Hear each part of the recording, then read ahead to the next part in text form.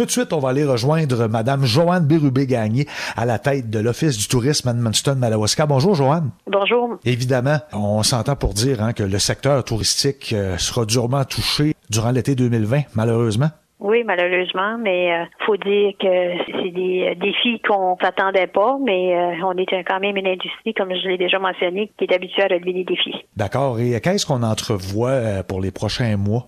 Il y a un impact majeur qui se passe présentement, c'est la fermeture des frontières qui fait qu'on est encore, premièrement, dans un état de confinement, définitivement jusqu'au 27 avril, puisque les mesures d'urgence ont été prolongées jusqu'au 27 avril. On s'attend à ce qu'il y ait peut-être un relâchement en mai à certains niveaux, au niveau de certaines entreprises. Donc, je pense que l'économie va se remettre en marche de façon progressive là au mois de mai. C'est sûr qu'il y aura toutes des nouvelles façons de faire, que ce soit de l'hygiène, de la distanciation physique. Il va y avoir plusieurs nouvelles règles du jeu, je dirais, pour opérer les entreprises. Du côté touristique, on voit déjà des choses qui s'amorcent là, dans le sens que aujourd'hui, on a des restaurateurs qui lancent des plateformes pour des commandes en ligne, qui vont avoir des commandes à apporter. C'est la journée nationale du Take-Out Day, puis on espère que les gens locaux vont encourager ces restaurateurs-là. Il va y avoir définitivement un engouement, je crois, pour l'achat local. Ça fait des années qu'on parle d'achat local, puis les gens réalisent pas vraiment l'impact de l'achat local, mais je pense que là, ça va se faire de façon un peu plus naturelle. On espère que ça se fasse de façon soutenue. Ça sera un défi là, pour ces entreprises-là.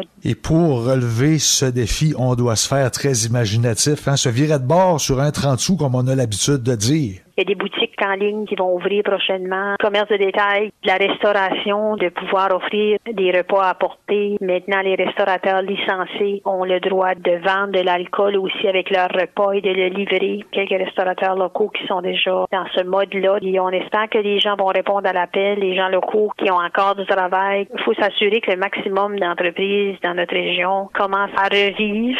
On pourrait peut-être découvrir un nouveau type touristique, du tourisme très local. On avait déjà fait une campagne plusieurs années passées qu'on disait tourisme dans votre cour. Ça sera le temps cet été de redécouvrir tous les coins du Madawaska, de redécouvrir tout ce qu'on a à offrir, visiter le jardin botanique, nos musées, nos sites historiques, de faire des marches, d'aller voir nos commerçants, consommer dans nos restaurants et pourquoi pas d'aller profiter d'une journée dans une chambre d'hôtel, dans une suite avec un repas à apporter, tête à tête. Hôtel, camping, c'est pas le nombre de places qui manque.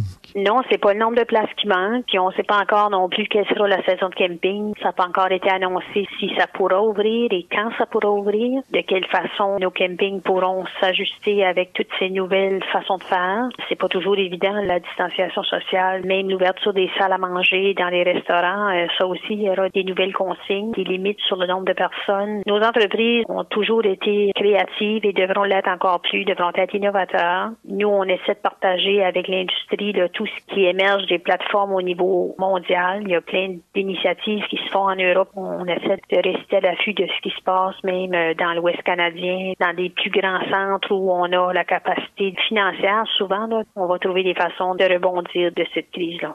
Bon, au sein de l'OTAN, on doit dialoguer beaucoup avec le ministère du Tourisme ou encore d'autres organisations comme vous autres. Il y a plusieurs comités de travail sur l'adaptation de la main-d'œuvre, comment le département de formation et développement de l'emploi pourra venir appuyer au niveau de ressources financières pour la réembauche ou pour la formation, parce que là, on aura perdu des talents possiblement avec toutes ces mises à pied. On pourra récupérer ces talents-là, comment on pourra les réintégrer avec les nouvelles façons de faire. Il y a des programmes qui vont être annoncés bientôt dans ce secteur-là aussi. Présentement, le ministère du Tourisme est en train de travailler là, sur une approche bien avant l'annonce de la COVID, le programme ambassadeur, promouvoir puis de développer la fierté d'être néo-brunswickois puis de visiter notre province en premier. Nous, comme région, c'est sûr qu'on va s'attacher à cette promotion-là, inciter les gens du sud, du nord-est, du sud-est, du sud-ouest de la province à venir visiter notre région. Mais nous, on est déjà en mode préparation de campagne hiver 2021. Notre été, on s'attend à 40-50% de baisse